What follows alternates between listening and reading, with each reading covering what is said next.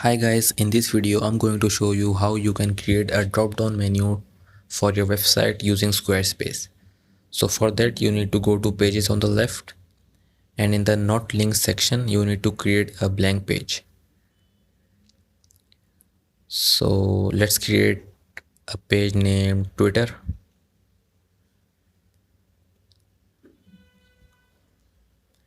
and let's create a new page named LinkedIn.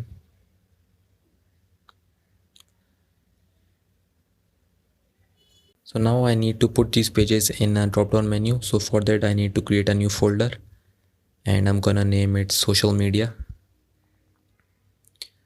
So I have to drag it to the main navigation. So you can see on the preview that a social media page has been created.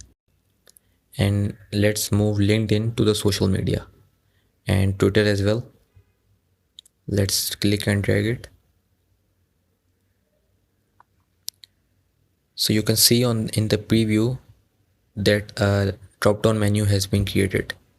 It is a very easy process. I hope you liked the video. Please subscribe to our channel for more tutorials like this.